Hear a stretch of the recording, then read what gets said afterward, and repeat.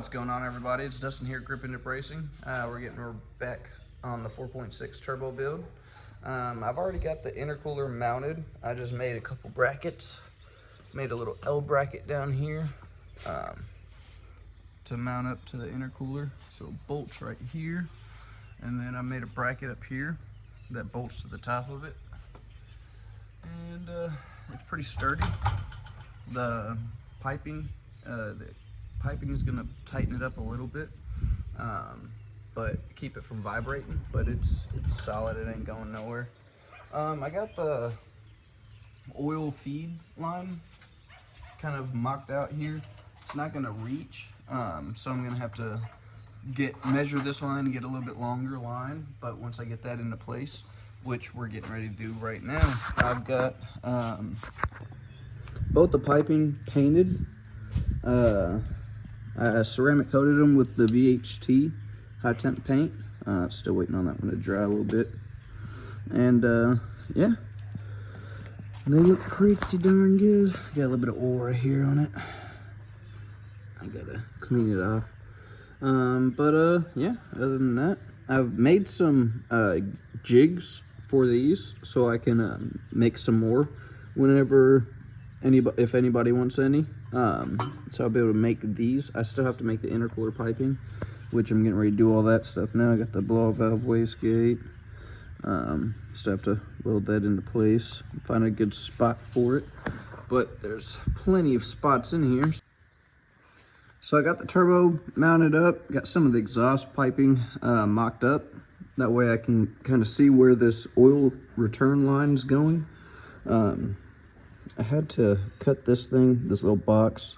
I had to notch it so it can kind of fit up in there and be a little bit lower without sticking out like a sore thumb.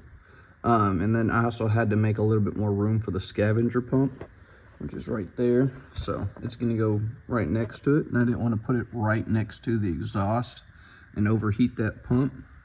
So next thing, after I get this thing all welded up, and get the oil line ran, I'm gonna go ahead and get the exhaust finished up because I finally got the muffler. But I didn't really know where it was gonna sit, how far, how high, so I didn't want to go too far with the exhaust just yet. But that's pretty much what I'm going on to now.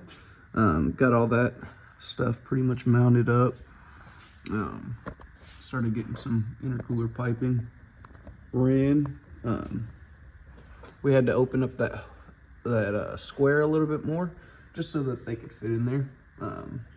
And they're kind of bunched up right now, so I can bring it down a little bit more on the piping side, so it'll fit. It should fit perfect. And then I'll just have the piping run along the frame rail and then come out down here, running straight back to the turbo. I'll probably go over this hump, get it over there. But yeah, as far as all that's concerned, I don't really know where the line is gonna be, so I can't really cut that yet until I get these things done. I was gonna keep it in its original hole, but then I was like, well, after I set it up there, I noticed I could bring it down a little bit on the actual container. And then I drilled a hole so I can get the fill pot put in, and that way we're not trying to have to fill it whenever we change the oil through the AN line. We can just dump it right in there. And but yeah, or pump it. I said dump it, but pump it right in there. And then to drain it, obviously we just take off that bottom line. And but yeah, I'm gonna go ahead and walk over to the bench and get this thing welded up real quick.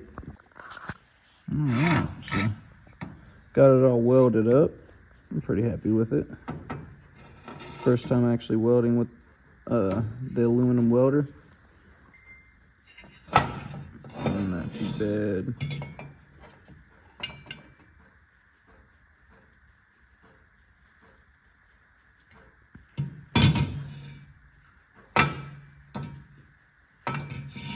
That one I had pretty decent gap, so it was kind of hard to get, but oh, see a little hole I gotta fix.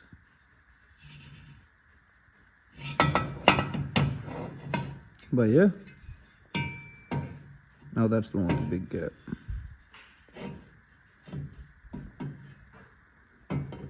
But yeah, I'm pretty happy with it. Only gonna get better. Cap threads on. Perfect.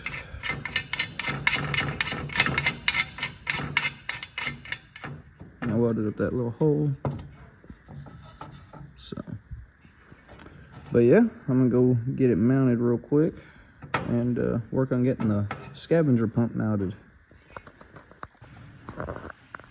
So right there's the line, and that's about where she's gonna sit to catch all the oil coming out of the turbo so it can condense before it goes into the scavenger pump. And then that way the scavenger pump doesn't get dry or get any air pockets and kind of burn up the pump.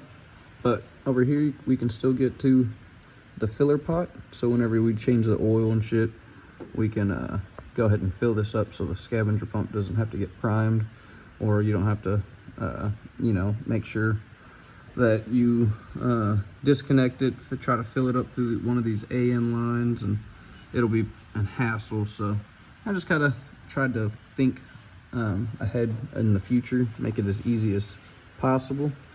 And yeah, now I'm just gonna try to figure out where I'm gonna put this scavenger pump.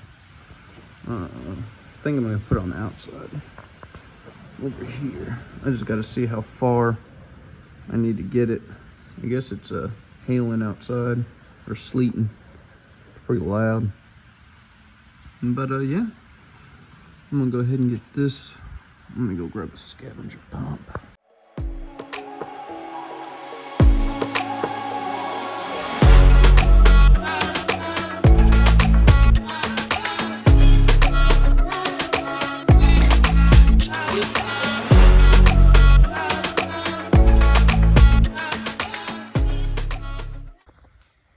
So I just got done welding up the exhaust.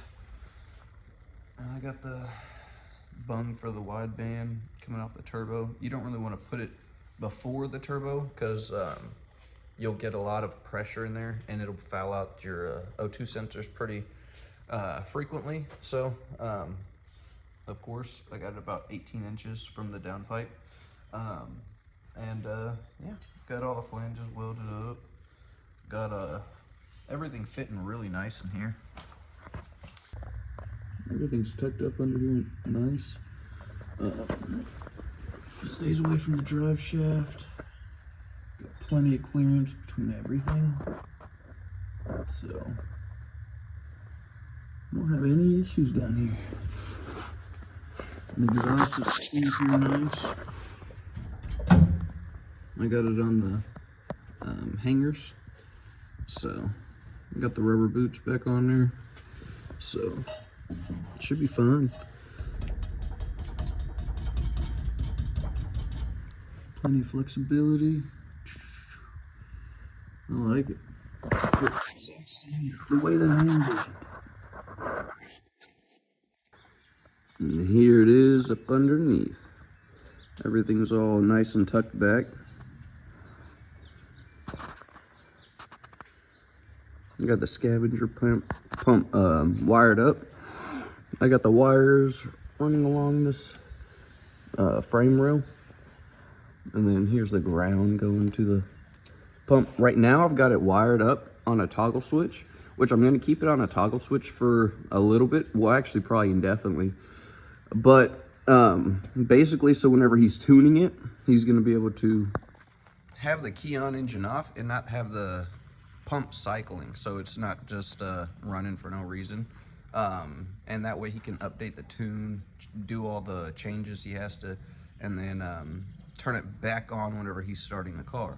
And that way also he has some audio equipped in this truck, and so whenever he's just sitting there listening to it and all that stuff, the pump's not, he doesn't have to pull the fuse, he doesn't have to do anything weird. He could just flip the switch and then flip the switch back on whenever he's, you know, not doing any of that. He's just normal driving. So the pump comes on with the key, and yeah, pretty much all we can do right now is start it, because I've got to wire up the gauges and everything, so I'm going to do that in the next video. But let's go ahead and hear how it sounds. So I got it pulled out and give it a nice little cold start real quick.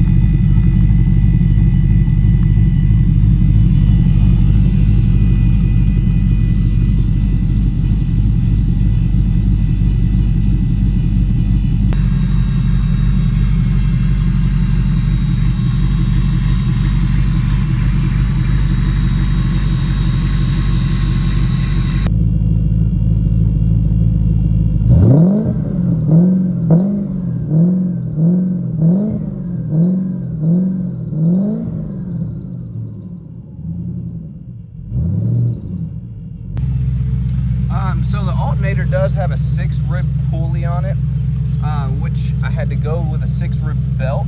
So it does have a kind of a squeak to it, especially whenever I rev it up. So I'm gonna take the old pulley off of the old alternator, which is an 8-rib. That way we can put an 8-rib belt on there, and that squeak will be gone. So.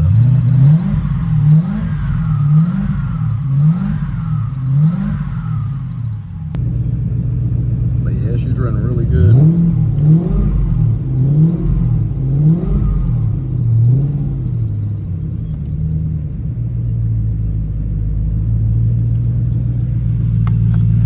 Wideband's working. The boost sensor is not. I've tried 2 sensors on it since I have 2 boost gauges. Neither of the sensors are working, so I'm trying to figure out what's going on with that. But other than that, everything's working the way it should. I just gotta finish putting the intercooler piping on. Turbo's spooling, had a little idle.